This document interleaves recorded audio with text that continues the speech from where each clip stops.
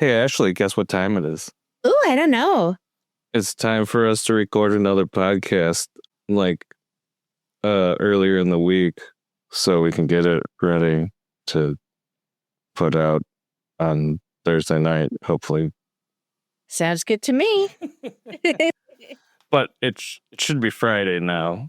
It's Friday in your world. We're speaking to you from the past. Yes. And this is We should pod at episode 8. It's the episode 8, yes.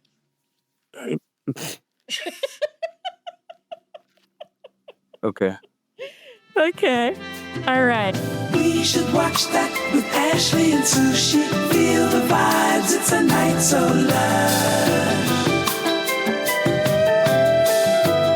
This week, we're going to be discussing movies including Good Boy, Bone Lake, and The Smashing Machine. TV, we're going to tackle the latest episode of The Walking Dead, Daryl Dixon, episode 5, Limbo. And for our look ahead, what we plan to see in the week ahead, we've got Tron, Roofman, and After the Hunt, but not Kiss of the Spider Woman, because J-Lo. We don't want any more J-Lo singing, please. And then for TV, we've got the next episode of The Walking Dead, Daryl Dixon, and the much-awaited premiere of The Chair Company, the latest from Tim Robinson, our hero. Yes. And what do we have for wrestling, Sish? We got the usual. We got a SmackDown from the 3rd and Raw from the 6th. All right, let's do it.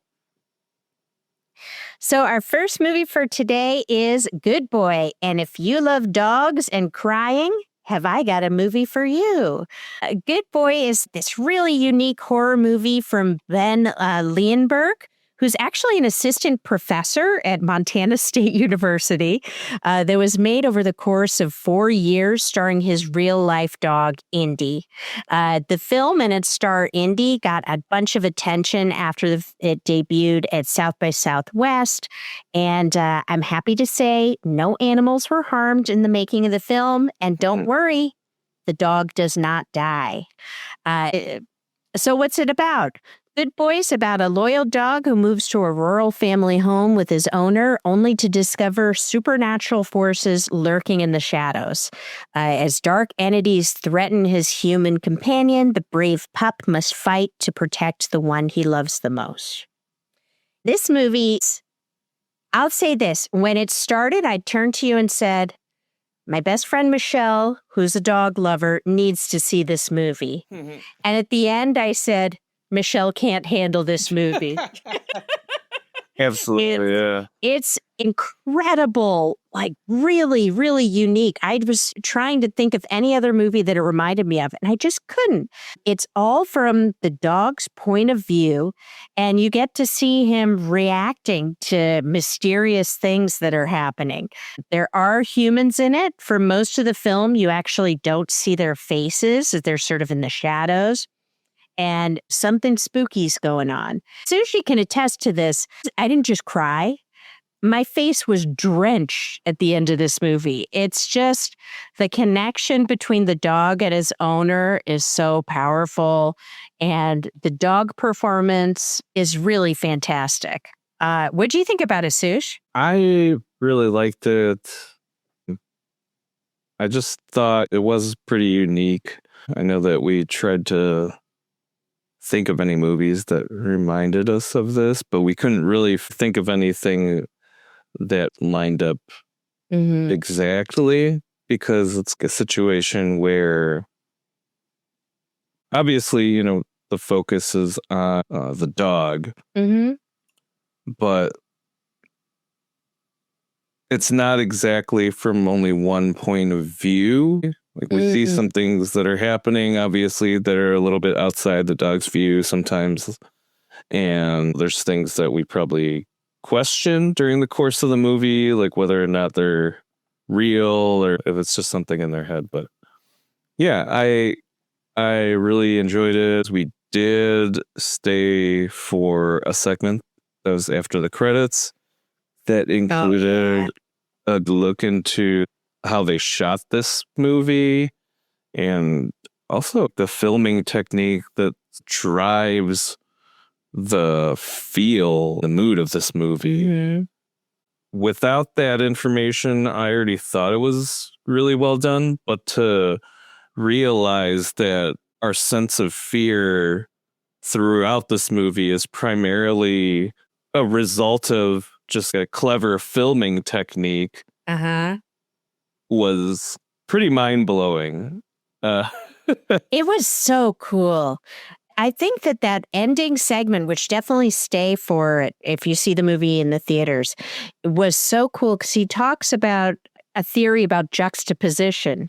And he shows this famous study that they did in the past where they edited together, I think it was, in the 30s or something, an actor whose face just looks very neutral.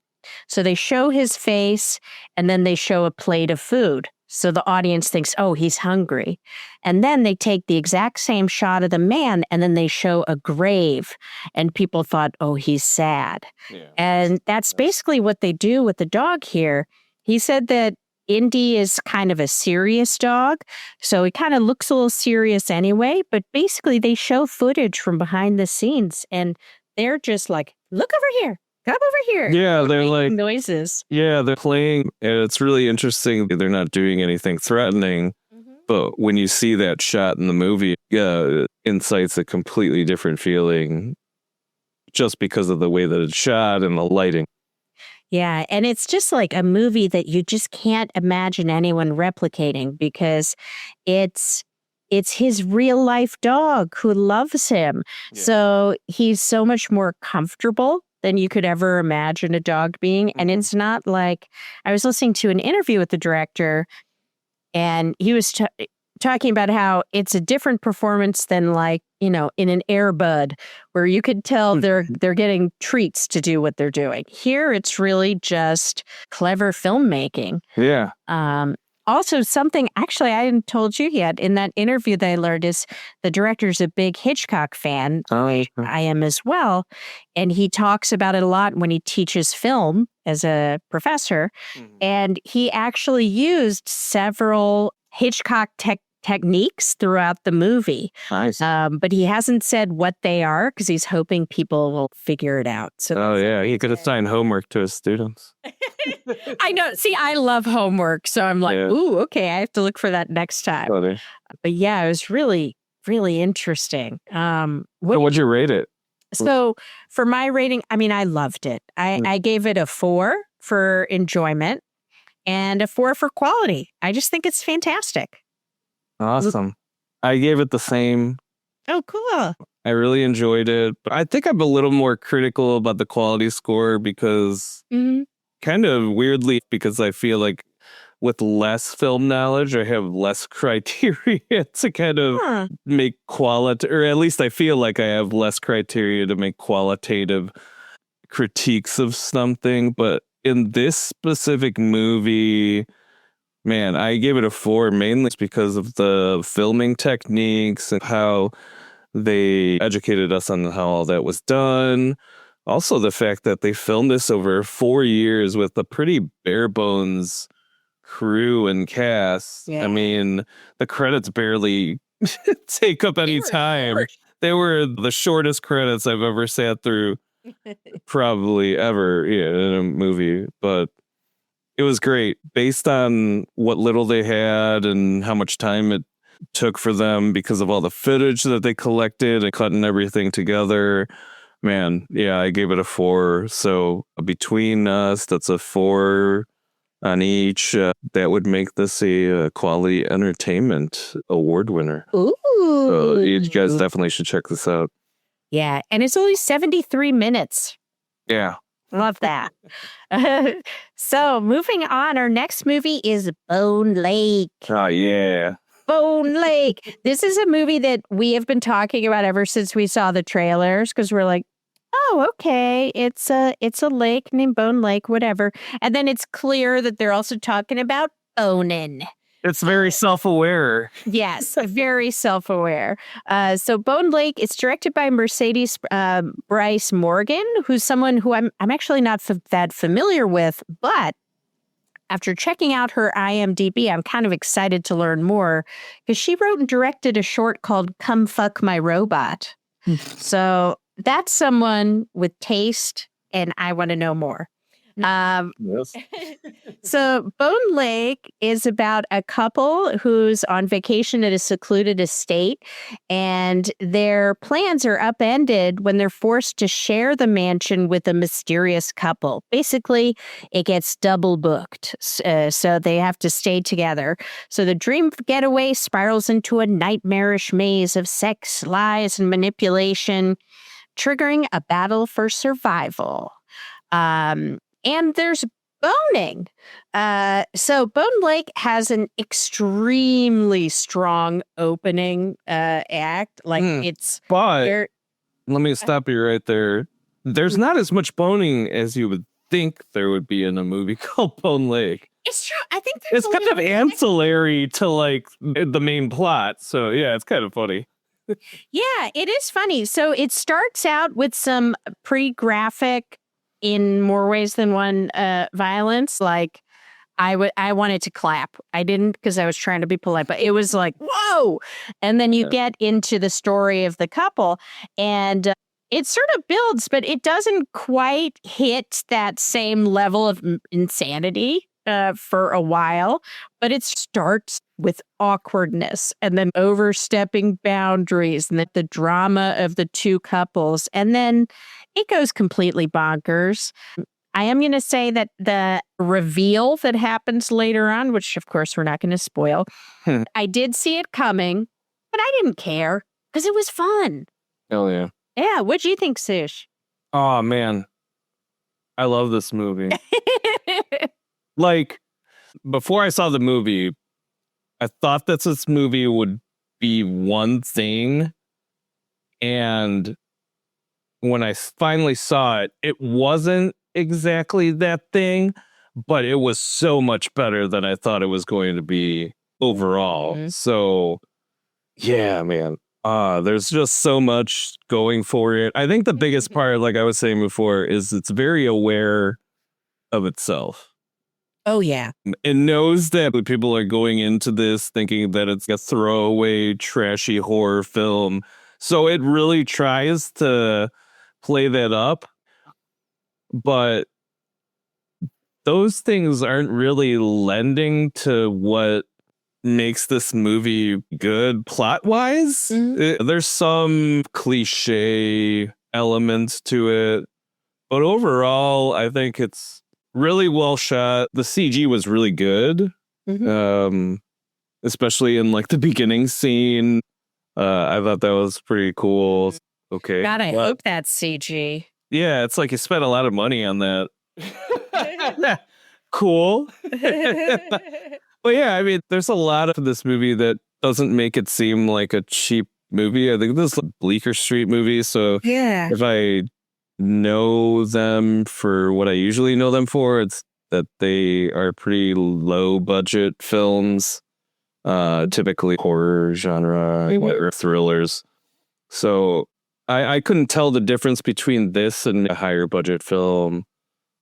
I think what lends to that is also that the cast was pretty good. Considering, they're great. Yeah, I looked them up, and they're not really in anything except for like the two leads. And even those two leads, I think one of them is only in like half a dozen movies or shows. So yeah, it's pretty amazing considering. I think it was really well done. There's some really satisfying payoffs in it. I wish that I Know What You Did Last Summer remake was more like this. Yeah. Had some of the sort of a little weirdness. More comedic or kind of, oh yeah, I know what you mean. Yeah. So what would you give the score for this? And for enjoyment, I gave this a 4 because I enjoyed the hell out of it. He's been trying to figure out if it's in his top 10, his top 5. It's been It's up there. Like, I was close to giving it a 4.5, but I had to dial it back a little bit. For quality, I gave it a 3. Like I was saying before, for a fairly low budget movie that has a cast that I don't really know anybody. Right. I absolutely don't know anybody on this cast. And they're awesome. They did a really good job. Cool. So for my enjoyment score, I gave it a 3.5. A lot of laughs. Definitely did some gasping. And for quality, I'd give it a 3 as well. I think it's good. I think the acting's good. Looks great. It's one of those movies where you get excited to see what everyone's going to do in the future because you can tell there's a lot of talent here. All right, cool. Moving on to a very different movie. We've got The Smashing Machine. So The Rock is back with a really good performance and a lot of prosthetics. This is a movie that's based on the 2002 documentary with the same name by director John Hyams, who, side note, directed the really amazing Universal Soldier Day of Reckoning. It's basically like a Jean-Claude Van Damme movie that has Twin Peaks energy. It's very weird. And the movie stars The Rock as a former UFC fighter, Mark Kerr. Emily Blunt plays his girlfriend, Dawn. It's directed by Benny Safdie, who's one half of the duo, the Safdie brothers, who made films like Good Time and Uncut Gems. So The Smashing Machine is about Mark Kerr as he rises to fame in the early days of his UFC career while battling drug addiction, personal turmoil, and a pretty crazy relationship with his girlfriend, Dawn Staples. I think the first thing to say is that The Rock is really, really good in this. Also the prosthetics, the facial prosthetics and the wig that he wears for part of the movie also looks amazing. Like some of the best prosthetics I've seen in a long time. I love The Rock for the most part. I've enjoyed so many of his movies, but I found myself watching this getting really caught up and forgetting that it was The Rock. He really stepped into the character. He was much more vulnerable and real than he normally is.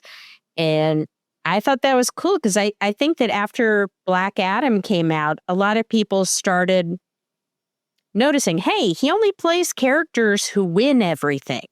He always wants to be tough. He rarely plays vulnerable characters. And it seems like in this movie, he's really shown that he does have that range. As far as the movie itself, in general, it's a little slow and it's not like a typical sports movie. In a way, I think that the director was trying to avoid it being a cliche.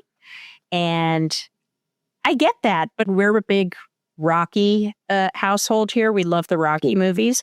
Those cliches are good, Yeah. So there were points where I felt it dragged a little bit. It almost felt more like vignettes from his life, like moments in time. And I think that's partly because I haven't unfortunately seen the documentary because it's impossible to find now.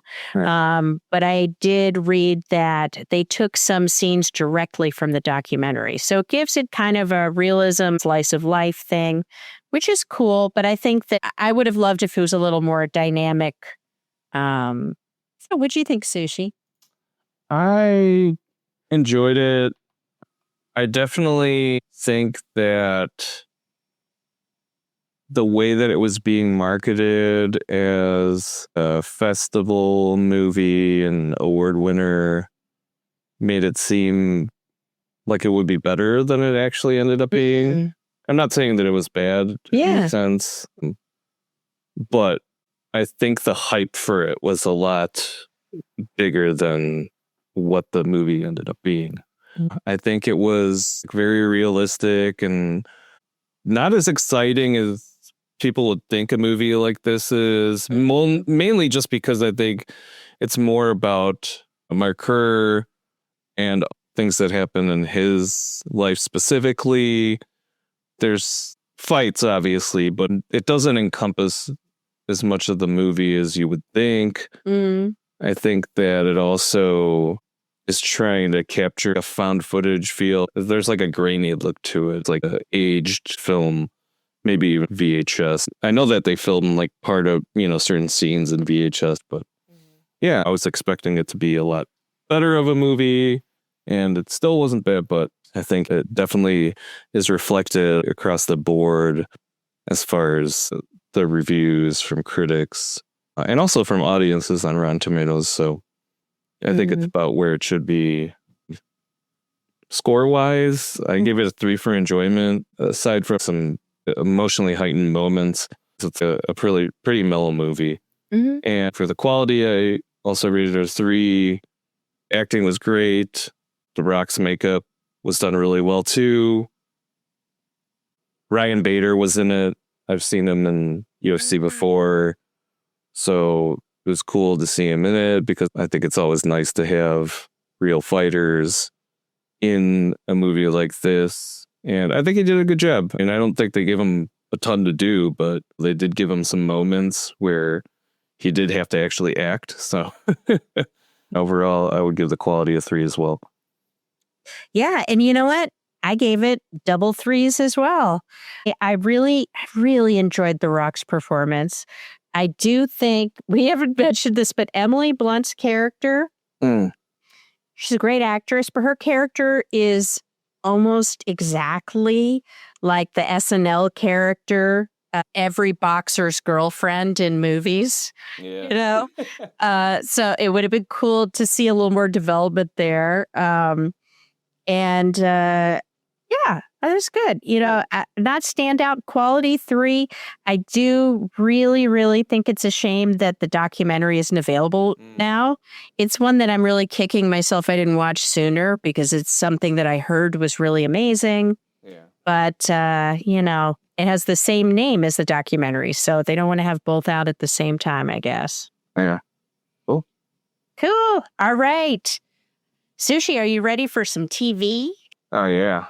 Let's do it. So, up next, we got a recap of The Walking Dead, Daryl Dixon, Episode 5, Limbo. Just to give you a quick reminder, at the end of the last episode, Daryl, Carol, and Antonio learned that Justina volunteered to go with El Alcazar, basically like the gang with the protection scheme. Yeah.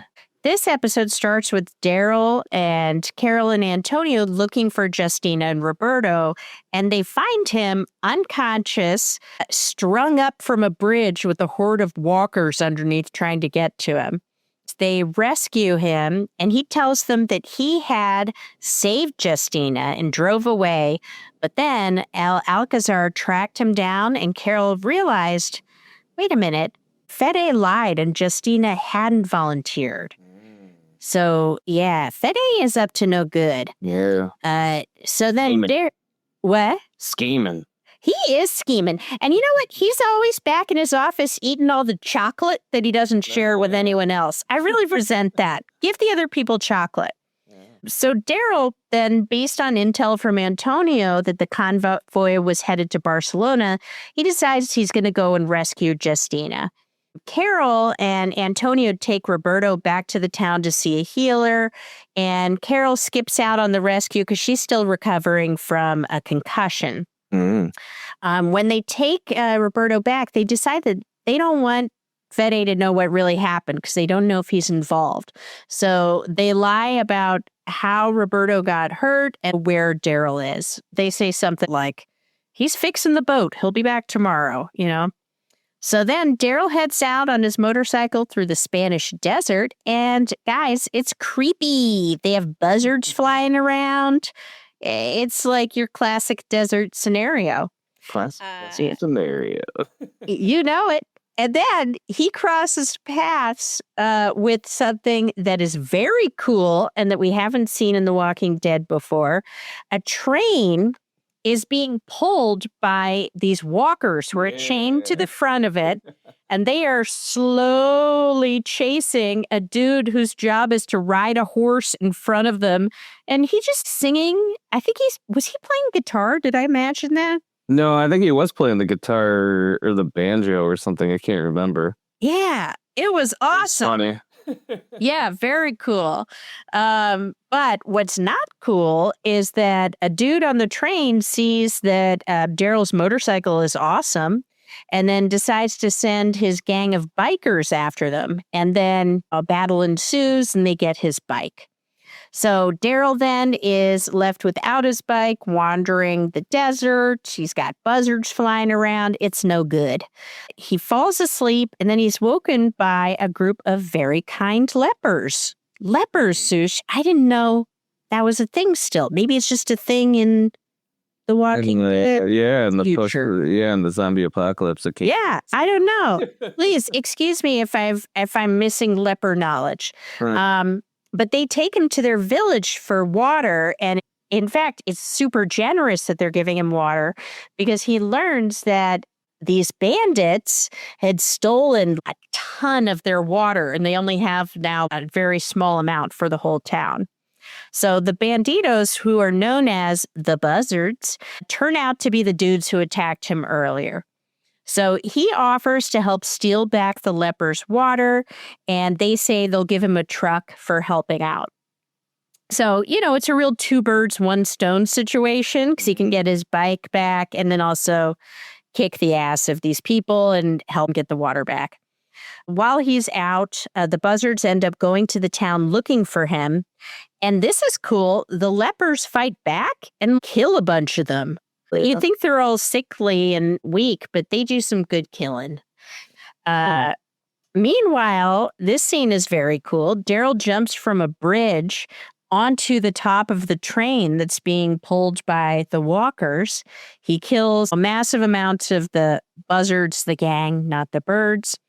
And he separates the walkers from their restraints, which leads to them ripping up the singer, of course. And then he kills a ton of the buzzards, the dudes, not the birds. And then the zombies attack everyone. And, also, he drowns someone in a bathtub to kill one of the bad guys. That's pretty cool. So then he somehow manages to take the train and go back to the lepers town and gives them all their water. He's like a big hero. And then it cuts to the town, and Fede decides that he thinks something's up, and he sends guards to look for the Americans. And that's where we leave the episode. Sush, what'd you think of this week's episode? It was fun. It was really fun. It was a lot of fun. And I know that this is the typical pattern with the Walking Dead shows. Is like you gotta give a couple episodes where it's a little more mellow. There's not really anything going on. And then you ramp up the action again. And I think we really got it here. Daryl gets some sick kills in. Oh, yeah. I love the zombie train part. It was probably my favorite part of the whole episode. Oh, it's so mostly cool. Because whenever they have a gang of zombies next to a singular human, even though they're like just out of reach, I always feel like that's obviously foreshadowing something gnarly that's going to happen, where that one person just gets mobbed by those zombies. And sure enough, we get that in this episode. It was definitely one of the best payoffs. I think the guy was just singing, but I do think he was playing an instrument. Yeah, I can't remember what instrument, but it was pretty hilarious because, I was just thinking that the whole time. I'm like, the moment that thing slows down or whatever, like he slows down a moment, like he must be moving at like a very specific distance if this is if he's just out of reach. But that was cool. I like at first thought, hey, that's a pretty good job for a musician in the end of times, because they're probably paying him okay. He seems to be relaxed, having a good time, but then of course it doesn't go right, Yeah, I loved this one too. It was fun to see him doing some battling. I do love when Carol and Daryl are together, but it's funny that the episode is called Limbo, and it is kind of a limbo episode. It's not driving things forward in a direct way, but it does a lot of character development. It like shows you some cool zombie stuff, which we haven't seen. Yeah, I mean, like there's some of this episode that's kind of cliche, like the village is trying to fight for their survival. A group of people who don't really know how to fight or defend themselves having to do that. They just do a lot of Home Alone type stuff. Yeah. Yeah. I mean, it is wanna all kind of like that. Hellblood type stuff anyway. There's a lot of that in The Walking Dead. Not because they're children, but because these are the only resources they have to use. Right.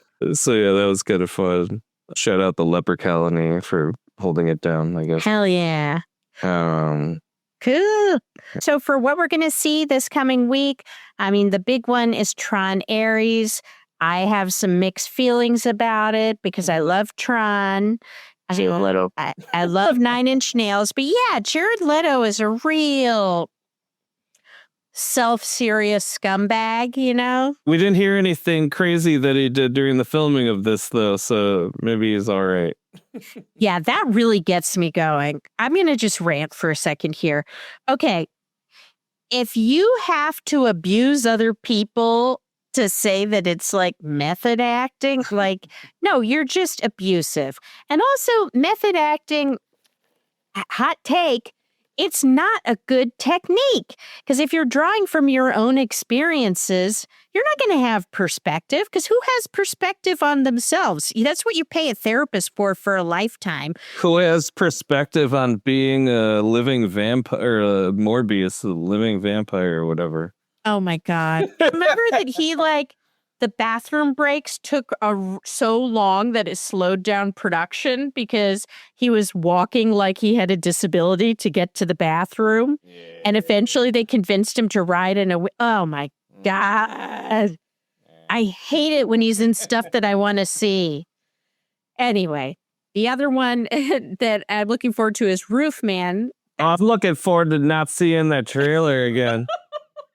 This is another one where it's like, I don't really hate the movie. I just hate seeing the trailer all the time because I think they only have 2 versions of trailers. So yeah, it was a lot. Oh, man. But I am looking forward to it. It is on the top of my list of movies to watch with my parents at Christmas, so I hope it's good.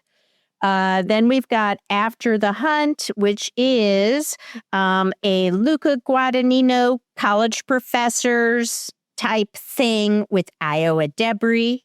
Hell yeah. I'm going mostly for the cast because I don't know if the reviews have been great for it so far from the critics, but they haven't.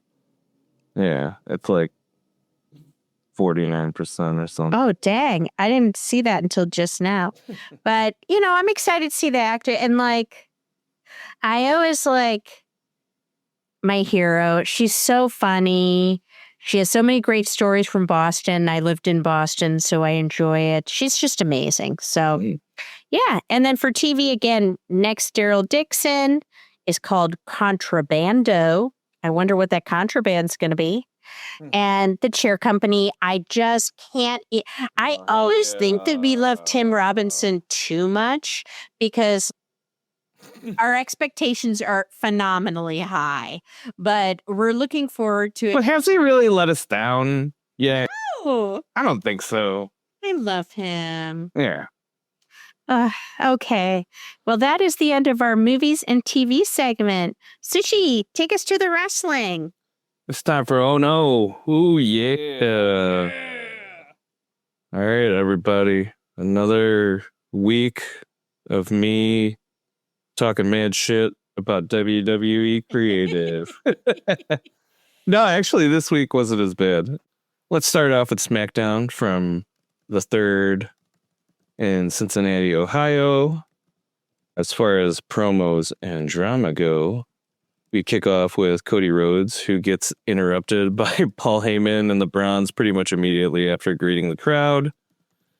And he's got Randy Orton coming out of nowhere to back him up. Heyman tries to get in Orton's head, saying his alliance or friendship with Rhodes can't last.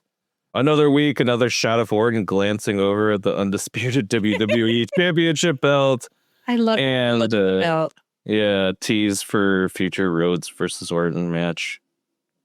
Yeah. Next, we got The Miz. He's not done with Carmelo Hayes. Confronts him backstage. Melo kind of brushes him off and lets him know he's done with their partnership, saying he's being cool about it even. But The Miz doesn't take it well. So yeah, it seems like these two now have a rivalry, which I hope will be more interesting than their short time as a poorly matched tag team. Yeah. Yeah, because I mean, that shtick can only work for so long before it gets tired. I think that's my chief complaint with a lot of WWE stuff. I wrote something in my notes about this, but let's continue on. Oh, we got Chelsea Green and Ella Fire. They were backstage recruiting for Slagent of the Secret Herbist still. They interrupt Nick Aldis while he's meeting with Sol Ruca and Zarya backstage. She tries to present the ladies with the offer. Sol doesn't see the appeal, basically recalling that they beat Chelsea or Secret Herbist at NXT. And Zarya says they're more focused on the tag titles. So Zarya just ends up suggesting to Nick Aldis that instead of trying out for the Secret Herbist, that they turn the opportunity into a tag match, which basically gets okayed on the spot. Mm-hmm. We get a contract signing between Tiffany Stratton and Stephanie Vaquer. But given that they're both baby faces, we know they're not going to brawl or anything. So they basically just deliver a in-ring commercial for Crown Jewel.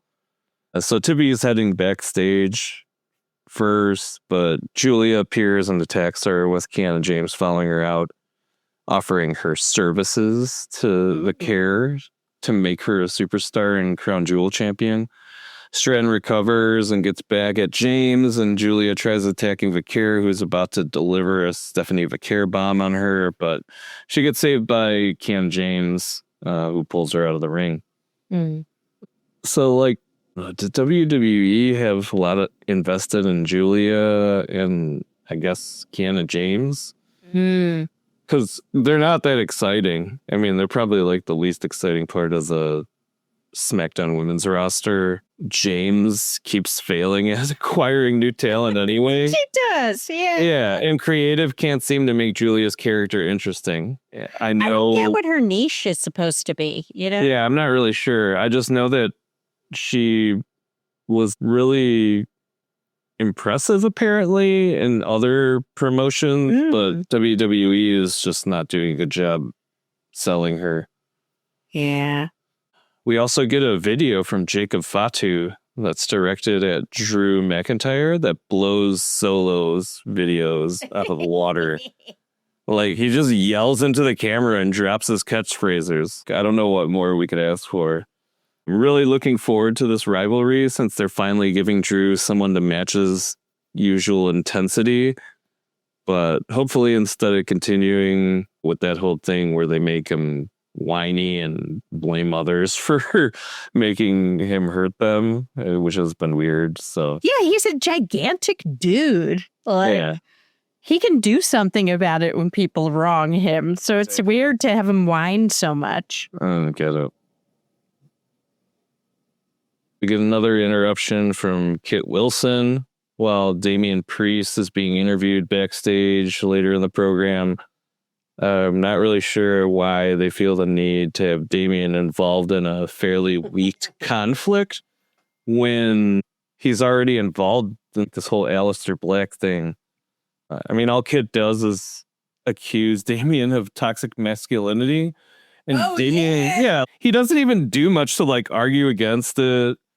Because he like just roughs him up anyway for getting him into his face. I mean, he's not really doing anything to disprove him, but at least this incident this week was kind of funny because Kit was in a wheelchair and Damian just pushed him off camera, like all cartoon styles. Yeah, classic.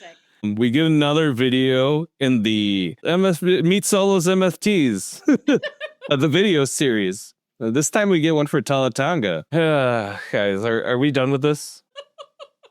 I mean, officially, Tamatanga is part of the MFTs, but he's currently on the injured list. So, I mean, are we going to be spared from another video, or are we going to get that? I'm just hoping that we don't have to go through another one of these again. Hey. Let's move on to the matches. First match was the U.S. Championship Open Challenge with Sami Zayn. So yeah, you know how I was talking about how The Miz and Mello had a falling out? Yeah, we didn't even have to wait until like next week because dude came from behind and delivered a skull-crushing finale to Mello as he's about to challenge Sammy again for the U.S. title. But no worries, Aleister Black strolls out and takes up the challenge instead, so we still get a match out of it. It's a pretty safe bet that Sammy wasn't going to lose against Aleister Black. And I was right.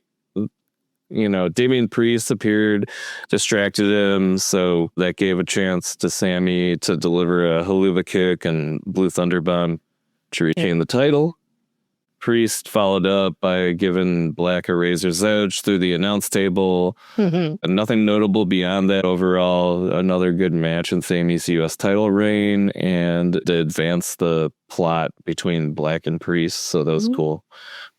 Sol Ruca and Zarya versus Chelsea Green and Alba Fire. Man, this match was pretty short, but man, the Soul Snatcher always looks so fucking rad. Oh my God. I watched a compilation of it for like 10 minutes yesterday. It's so fantastic.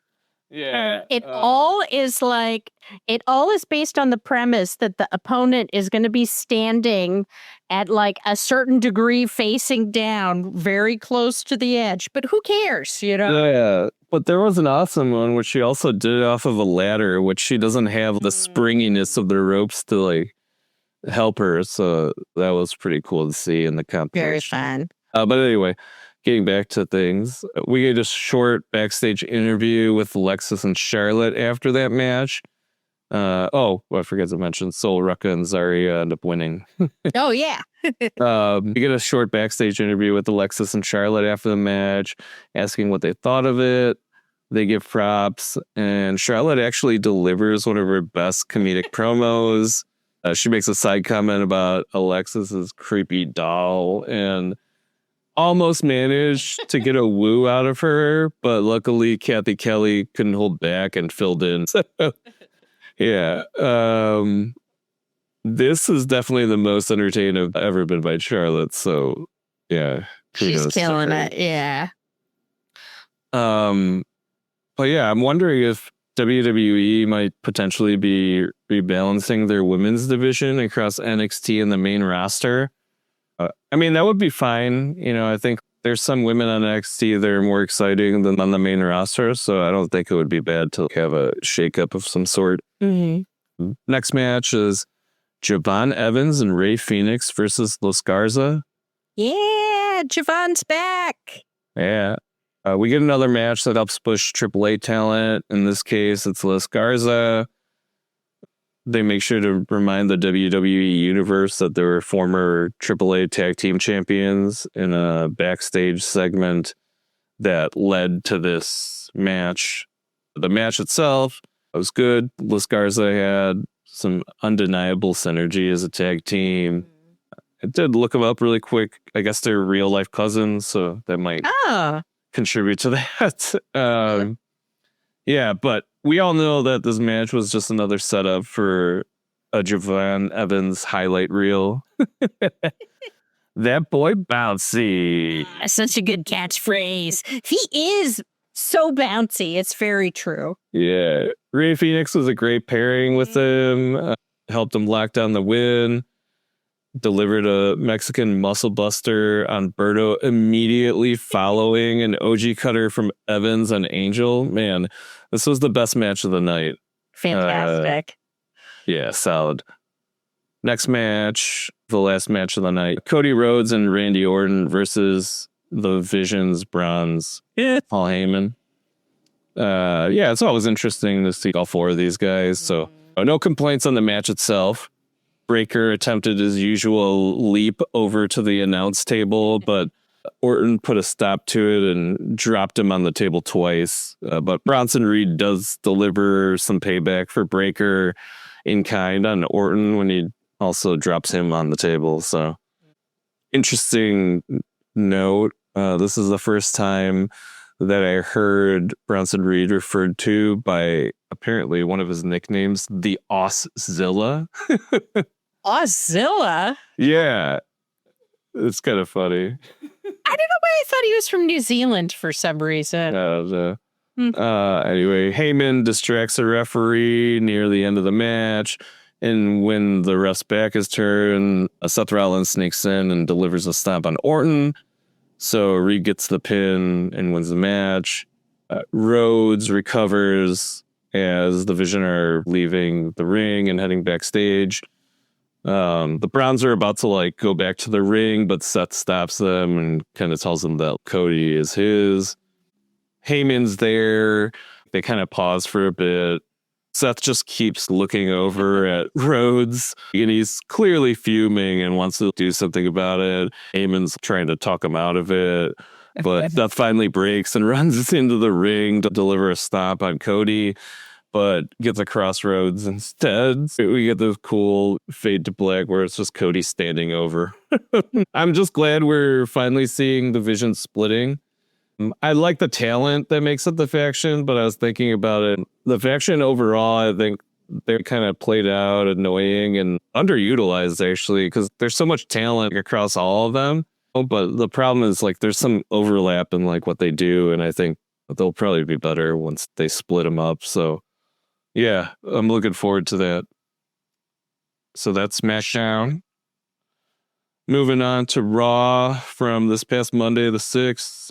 From Dallas, Texas, promos and drama, we get a video recap of the final match from last week's Raw with the Usos versus the Browns and Roman Reigns returning. We kick off the show with Roman coming in ring after that and being welcomed by the WWE Universe. Dallas acknowledges him. But immediately after that, Bronson Reed shows up with Paul Heyman. Heyman hurls some insults at Roman about how he's the only one in his family of wrestlers that needed to be taken out by a stretcher, referring to the incident at Clash in Paris. Just the setup, because obviously at the end they announced the Australian street fight. It's Australian! Yeah, match between Bronson Reed and Roman Reigns, Crown Jewel in Perth this coming Saturday. Man, if they don't fight a kangaroo, I'm going to be pissed. Oh my God. I got some things to say about that in a moment. But a scuffle breaks out between Bronson Reed and Roman. Security tries to break it up, but Roman manages to get a Superman punch on Reed while he's being dragged away. So that was fun. The promo by Heyman was pretty stupid, I think. Because he makes this claim that Reigns is going to be in a match that made Bronson Reed famous. Apparently, he has never been defeated in, and was apparently the reason why WWE recruited him to the main roster.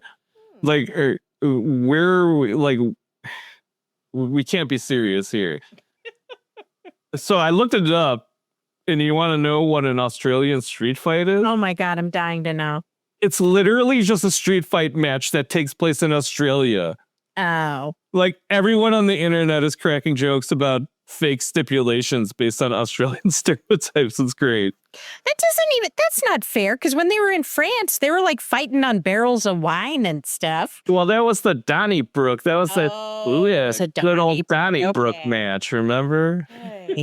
Oh my God, I can't. But yeah, after that, we get a backstage segment with Asuka and Kairi Sane in another chapter in what I'm going to start calling the Sad Kairi saga. This time, Sad Kairi has been volunteered for a match against Io. Kairi tries to object, but gets slapped by Asuka, who demands that she follows through with the match. We get Roman Reigns running into the Usos backstage.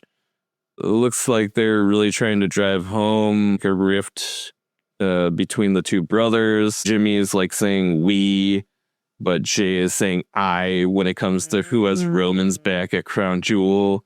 But Roman, on the other hand, thinks Jay should be focused on his opportunities. As Jay heads off to presumably talk to Adam Pearce about said opportunities, Roman tries to warn Jimmy that he hears everything, also including rumors that Jimmy is against Jay taking advice from him. So it looks like we're heading towards a split among the Usos and Roman, but this time Jay will probably be allying with Roman instead of Jimmy like it was last time. I just want Jay to be fun. That's all. What else? Oh, yeah. One day, I really want to hear how AJ Styles really feels about all this heavy lifting he has to do to promote this match he has with John Cena at Crown Jewel. We think the worst of it today is a backstage interview about it, but no, it gets worse later on in the night. At least WWE was kind enough to bless us with another triples match later in the night as events backstage lead to AJ and Dragon Lee recruiting Penta to go up against Dom, Finn, and JD later on that night. CM Punk heads in ring, delivers a promo, just reminding everybody he still exists. Because we haven't seen him since WrestlePalooza. Well, yeah, it basically just sets up the pieces for the next battle for the World Heavyweight Championship because Punk says he's going to earn the title back from Rollins, and then LA Knight comes out, and then Jey Uso comes out, like one after another, like interrupting. But yeah, things get heated for Jay because both Knight and Punk tell him to stick to the tag team thing. And yeah, Punk actually goes even farther, calling him Little Roman. Oh, yeah, that was funny. I liked that. Yeah, Jimmy comes out to try to defuse the situation, but just ends up giving Punk a super kick for insulting and attacking Jay. So that leads to the Usos versus CM Punk and LA Knight match. What's the last match of the night? Yeah, I mean, Jimmy definitely has a look on his face that makes us feel like he might not be in total disagreement with Punk and Knight, though. So that was kind of interesting. What else? Wow. You know how last week I mentioned a video package with interviews with Seth and Cody to chronicle the events leading up to their match at Crown Jewel? I thought that was the only one we were getting, but this week we got a part 2. Yeah. Yeah, I mean, to be honest, I really didn't watch what apparently was part 1. So admittedly, I skipped past this. I mean, these guys are pretty consistent main eventers who do enough in-ring promo. I don't need these videos. We get a backstage moment with Becky, Seth, and Paul Heyman. I can't wait until the vision splits because as much as I think they're amusing working together, I am really bored of the whole Becky endlessly complaining while Seth stares at his watch thing. They're both convincing heels, and as much as I think Becky is funny when she's really wound up, I don't think it blends well with what Seth's doing. I can't say anything bad about Paul Heyman because he's smart enough to jump ship when he knows that things are going bad for the people he's managing. So, okay, let's get into the matches. First off, we have Becky Lynch versus Maxine Dupree. Man, this actually wasn't a bad match. We didn't have to deal with Becky doing all our promo stuff, but we did get some hijinks from her, which, you know, I always enjoy. So Maxine Dupree, man, holy shit. Just great physicality, and I think both ladies did a great job selling the match. It's awesome to see Maxine get a win, and it was reasonable, I think, that they gave her a win that was a count out based on Becky's ego, so it doesn't seem unrealistic. Yeah. But I definitely think that, you know, Maxine is going to be a worthwhile competitor for maybe a secondary women's title, maybe the US or the Intercontinental, which Becky holds. Who knows? Yeah, she did great. And, you know, I think she's easily as good selling the hits, you know, as she is doing the action herself, which just makes it fun to watch. Yeah, no, she was way better than I thought she was going to be. I mean, the last match that she was in with Becky wasn't great. She basically just got wailed on, but this time, like, which is kind of funny because they didn't really say anything about her potentially training leading up to this match. Or maybe I missed it if they did, but yeah, Maxine did a great job, man, and she won. Moving on, we get Roxanne Perez with Raquel Rodriguez versus Lyra Valkyria with Bayley. You know what I've looked forward to least lately on Raw? If If you guessed Crazy Bailey, you obviously have been tuning into our podcast. Ugh, Crazy Bailey. At least the upside to this is that they've been matching her and Lyra up with the Judgment Day ladies. Raquel's been entertaining, really, even with just contributing hijinks to this match. So that was cool. Yeah. After Roxanne wins, Crazy Bailey has Lyra follow her backstage to attack her and Raquel. I guess creative is trying to push a story where Crazy Bailey might be slowly trying to corrupt Lyra. Oh, okay. I mean, if they are, I don't think it's convincing because Bailey's overacting sucks, and I just never really saw Lyra as a heel. So No, not at all. She's a triumphant bird lady. yeah, I don't think this is working. Moving on to the next match, Io Sky versus Kairi Sane with Asuka. I'm not sure that I need a promo video immediately leading into this match. This is probably one of my top complaints with WWE Creative currently. They just can't seem to provide the appropriate amount of action or promo spots for at least half of their storylines. It's either not enough natural buildup, and a lot of it ends up being forced, or it's too much buildup before actually paying things off. I think in this situation, it's the latter, since the split between Io and the Kabuki Warriors has been what seems like several weeks in the making, but only actually paid off last week. So yeah, we get the Crown Jewel match coming up, but not a lot of build up to it after it gets announced. So whatever. Yeah. Just rushing these things. Yeah, and something else that I'm not sure I need either. While I do like seeing Io and Kairi wrestle, I don't know how much I need this singles match because we have a match coming up, and what do I need this for? To reinforce that Asuka is pushing Kairi to do this against her will? We already know that. We've known that pretty much since the start. Asuka's been the driver for all of this, and I don't think we really need any more hijinks from her during this match for Kairi to lock down the win so they can yet again gang up on Io to reinforce how much of heels they both are, because they keep doing it. Whatever. Next, we get the 6-man tag team. Oh, yeah. With Judgment Day. That's Dominic Finn and JD McDonough versus AJ Styles, Dragon Lee, and Penta. There's another match that wasn't horrible, but was overshadowed by the need to promote this new rivalry between Rusev and Dirty Dom and the whole Dom splitting with the Judgment Day thing. Rusev interrupts and Dom bails on the match, grabbing his belts, leaving Finn and JD to fend for themselves. At the end of this, we get another cringy promo from AJ Styles to promote this upcoming match with John Cena and Crown Jewel because Cena is busy doing movie stuff. I'm really glad that that's coming up because I feel so bad for AJ having to do this. It feels so forced. Yeah, it really does. This guy was given a pile of shit to work with. I can't even blame him when the best he can do is kind of give us a shit sandwich in return.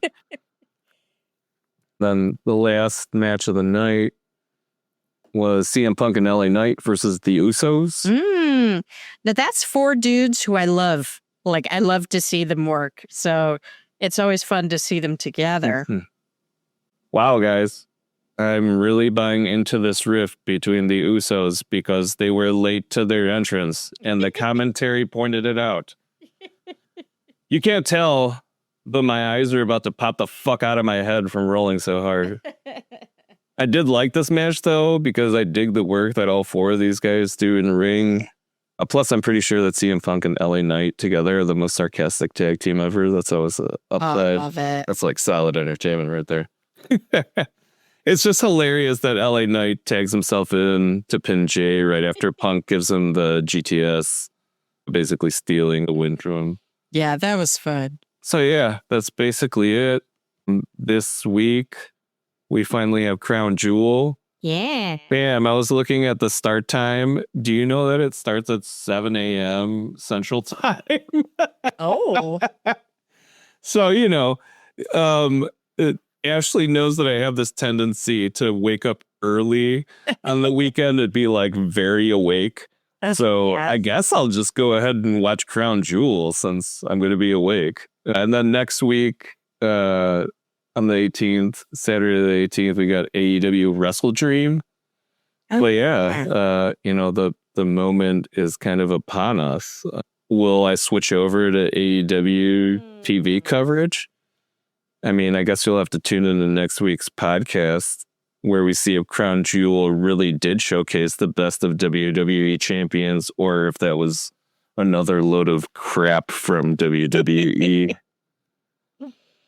Oh, man. I can't wait to see it. Yep.